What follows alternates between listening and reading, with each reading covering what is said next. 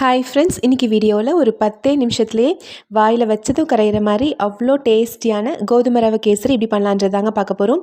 இந்த வீடியோவில் நான் சொல்லிருக்க மெத்தடில் ட்ரை பண்ணி பாருங்கள். அவ்வளோ சூப்பராக இருக்கும், டேஸ்ட்டாக இருக்கும். இப்போ இந்த கோதுமை ரவை கேசரி செய்கிறதுக்கு ஸ்டவ்வில் ஒரு வானதி வச்சுக்கலாங்க. இதில் 3 டீஸ்பூன் அளவுக்கு நெய் போட்டுக்கலாம். நெய் நல்லா சூடானதும் ஒரு 10 முந்திரி பருப்பு போட்டு நல்லா வறுத்தெடுத்துக்கோங்க. ஓரளவுக்கு லைட்டான ஒரு கோல்டன் ப்ரௌன் கலர் வந்ததும் சிம்மில் வச்சுட்டு இந்த முந்திரி பருப்பை தனியாக ஒரு பாத்திரத்தில் எடுத்து வச்சிடலாம். இப்போ இந்த நெய் கூடவே இன்னும் ஒரு 2 டீஸ்பூன் அளவுக்கு நெய் சேர்த்துக்கலாம். அந்த நெய் நல்லா சூடாகட்டும்.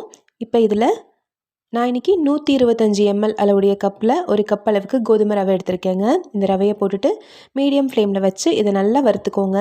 ரவை நல்லா வறுபட்டு ரவையோட டெக்ஸ்சரே பார்த்திங்கன்னா கொஞ்சம் மாறி வரும். அதாவது இந்த ப்ரௌன் கலரில் இருக்குது இல்லைங்களா, அந்த ரவை நல்லா வறுபட்டு நல்லா கொஞ்சம் லைட்டான ஒரு வெள்ளை கலரில் வரும். நான் வறுத்ததும் காமிக்கிறேன் பாருங்கள். இந்த மாதிரி அந்த நெய்யில் ரவையெல்லாம் சேர்ந்து நல்லா வறுபட்டு இந்த அளவுக்கு நல்லா வறுத்ததுக்கு அப்புறமா நீங்கள் கேசரி செய்யும்போது அவ்வளோ டேஸ்ட்டாக இருக்கும். நல்லா சாஃப்டாக ரொம்ப ருசியாக இருக்கும். மீடியம் ஃப்ளேமில் ஒரு 3 நிமிஷம் வறுத்தாலே போதும். ரொம்ப நேரம் வறுக்கணுன்ற அவசியம் இல்லை. இப்போ பாருங்கள், நம்ம போட்ட கலருக்கும் இப்போ நம்ம வறுத்ததுக்கப்புறம் பார்க்குறதுக்கும் நல்லாவே டிஃப்ரென்ஸ் இருக்கும். இப்போ இதில் 1 கப் கோதுமை ரவை எடுக்கிறீங்க அப்படின்னா 3.5 கப் அளவுக்கு தண்ணியை நல்லா சூடு பண்ணி கொதிக்கிற தண்ணியை இதில் ஊற்றிக்கலாம். 1 கப் ரவைக்கு 3.5 கப் தண்ணின்றது கரெக்டாக இருக்கும். கொதிக்கிற தண்ணியை ஊற்றி நல்லா கலந்து விட்டுருங்க. இப்போ இந்த ரவை நல்லா வெந்து வரட்டும். நல்லா சாஃப்டாக வேகணுங்க. இதை நல்லா கலந்து விட்டுட்டு இப்போ இது ஒரு மூடி போட்டு மூடி வச்சுருங்க. ஒரு 5 நிமிஷம் ஆகும் இது நல்லா வேகிறதுக்கு. இந்த அளவுக்கு நல்லா கொதிக்கும் போது ஒரு மூடி போட்டு மூடி வச்சிடலாம். ஒரு 5 நிமிஷம் வெந்ததும் பாருங்கள், அந்த தண்ணி எல்லாம் இழுத்து நல்லா சாஃப்டாக வெந்துருச்சு. இப்போ இந்த மாதிரி கரண்டி வச்சு லேசாக இப்படி மசிச்சு விடுற மாதிரி நல்லா இப்படி அழுத்தி விட்டுக்கோங்க. ரவையாக இல்லாமல் கொஞ்சம் லேசாக மசிஞ்சிருந்துச்சு அப்படின்னா நம்மளுக்கு கேசரி சாப்பிட்றதுக்கு நல்லா சாஃப்டாக இருக்கும். வாயில் போட்டதும் கரையிற மாதிரி நல்லா டேஸ்ட்டாக இருக்கும். ரொம்ப மசிக்கணுன்ற அவசியம் இல்லைங்க. கொஞ்சம் லேசாக இப்படி அழுத்தி விடுற மாதிரி மசிச்சு விட்டுக்கோங்க போதும். பாருங்கள், இந்த அளவுக்கு ரவை நல்லா வெந்து வந்துருச்சு. இப்போ இதில் எந்த கப்பில் நம்ம ரவை எடுத்தோமோ அதே கப்பில் நான் இன்றைக்கி ஒரு 1.25 கப் அளவுக்கு நாட்டு சக்கரை எடுத்திருக்கேன். 1.25 கப்லேருந்து 2 கப் அளவுக்கு நீங்கள் சேர்த்துக்கலாம். நாட்டு சக்கரை நான் இன்றைக்கி எடுத்திருக்கேங்க. அதுக்கு பதிலாக நீங்கள் சக்கரை பயன்படுத்துகிறதா இருந்தால் கூட பயன்படுத்திக்கலாம்.